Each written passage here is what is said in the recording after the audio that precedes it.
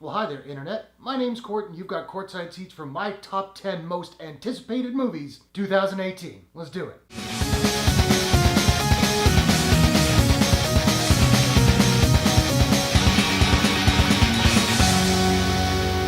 So welcome back to my channel. I hope everyone had a happy new year. It's now 2018. There are a whole slew of movies coming our way.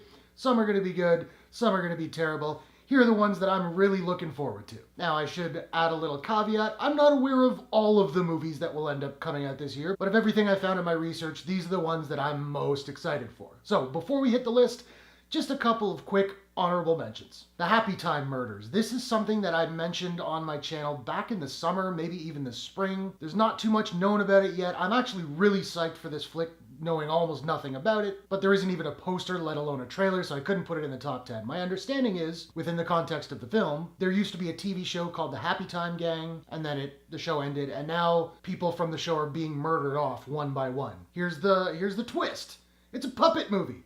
Not just puppets, it's puppets and humans, very Muppet-like puppets. Amy Poehler's in there. It's got a pretty good cast if I remember correctly. Anyway, looking forward to it. Alpha. I saw the trailer for Alpha, I think in front of All the Money in the World, and first half of the trailer I was like, nope, it's a caveman story, whatever, and the son dies, or so you think, and then we find out that the son is alive, and then he almost gets attacked by a wolf, but then the wolf gets hurt, and then he feeds the wolf, and they become friends. And I guess the idea is it's like the story, however fictionalized, of the beginning of the relationship between humans and dogs. Could be good, could go either way, but I'm curious about it. Incredibles 2. I didn't love The Incredibles the way everybody else loved The Incredibles, but I really liked The Incredibles. And that first trailer, more of a teaser, whatever, I'm psyched. Can't wait. Ocean's 8. I love Ocean's 11. I hated Ocean's 12, and I thought Ocean's 13 was pretty good. This flick has an absolutely stacked cast, and if it has even 10% of the swagger of the original remake, then I'm in. Alright, the list. Here we go.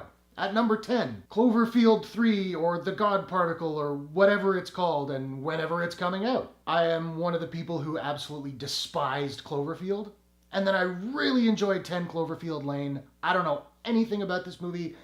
I know it's supposed to have something to do with an International Space Station. I don't even know when the movie comes out. The latest I've heard, it's been pushed back to April 20th. We'll see. At number 9, Bohemian Rhapsody. Now this movie has gone through a lot of developmental hell. Sacha Baron Cohen was supposed to star as Freddie Mercury, and then he left because the other members of Queen were getting too involved. Bryan Singer was supposed to direct.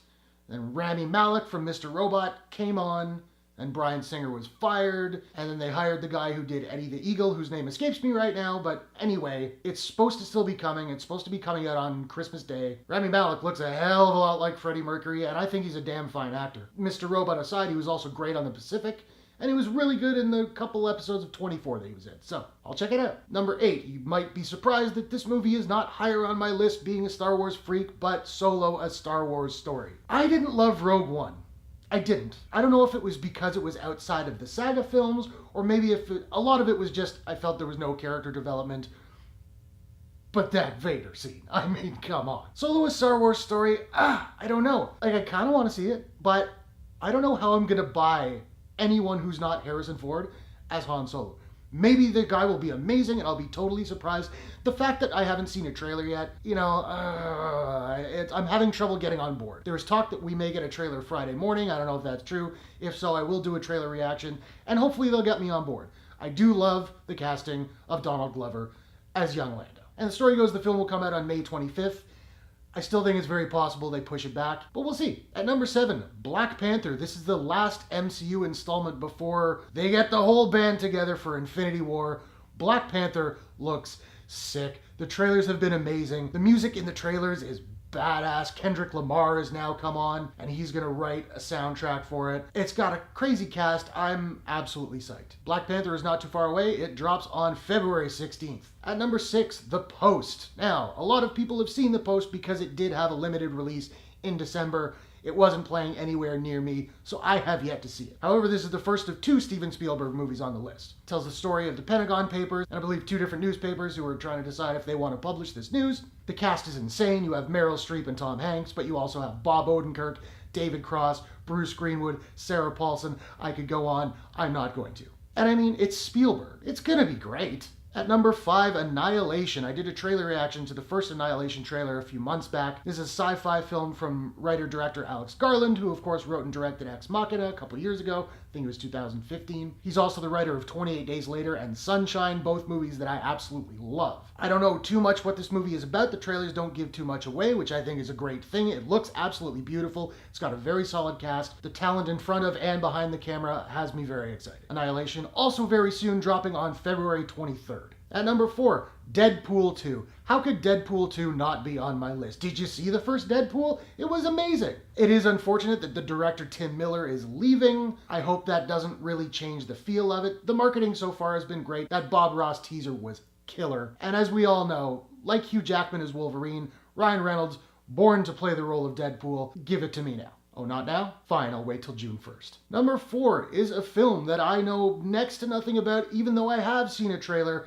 A Quiet Place. This is directed by John Krasinski. It stars himself and his wife, Emily Blunt. It seems to be a horror film of some kind, and it just shows a family in a house where you have to be absolutely quiet because if any noise is made, something's coming for you. I don't know what, but the trailer is all kinds of spooky. It looks like a bottle movie. I have a love for bottle movies when just a few people crammed into one space. And yeah, I can't wait for this thing. It comes out April 6th. At number 2, I have Avengers Infinity War. That's right, it's number 1 on everybody else's list, not mine, although I am really, really psyched for it. Everyone's coming together for this one.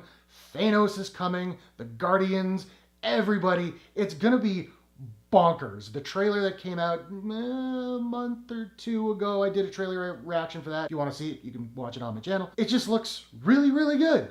I'm a little worried that maybe it'll be too busy, but people were worried about that for Civil War, and I thought that was handled really, really well. So, Avengers Infinity War, May 4th. Oh, may the 4th be with you. And in at number 1, I mentioned there were 2 Steven Spielberg movies on my list. Ready Player One. I did a trailer reaction, which I will link up there, for the first teaser trailer that came out. And at that point, I knew Ready Player One was a book. I knew it had something to do with video games, and I knew people loved it. That was all I knew. I watched the trailer. I loved the trailer. It was bananas. And I said in my reaction, should I read this book? Is it worth my time? And a bunch of people said, yeah, check it out. So I went, I bought it, I read it, I loved it. I started another book. I missed that book. So I dropped the new book and I went back and reread the book. I'm super psyched for this movie. The 2 trailers we have now both look awesome. Yeah, it looks like they're changing a lot from the source material, which isn't necessarily a bad thing. Sometimes it is, like, oh, I don't know, Under the Dome, hashtag Blunder the Dome. And sometimes it totally works. We'll keep it with Stephen King right here. Gerald's Game, which was my number 1 movie of last year. Made a lot of changes to the book, but still managed to be very true to the spirit of the book, and all the changes worked. If they make changes because it'll be more cinematic, as long as they work, I'm happy. And hey, Alan Silvestri is doing the score. The guy who did Back to the Future. There's a DeLorean in the movie. I'm just saying. I couldn't find an official release date for Ready Player One yet, but it is coming in March. So those are my top 10 most anticipated movies of 2018. Now I want to know, what are you really looking forward to in this new year of ours? What movies are you psyched for? Hey, go into the comments, drop a whole top 10. I'll read them all. I love reading top 10 lists, don't we all? If you enjoyed this video, please smash that like button and give it a share if you really enjoyed it. And hey, why not take a second, do me a favor, click subscribe to my channel for more movie reviews, entertainment news, trailer reactions, top 10 lists, all that good stuff. You can do so by clicking the Courtshake logo at the bottom right of your screen. Thanks very much. I'll see you guys in the next one. Take care.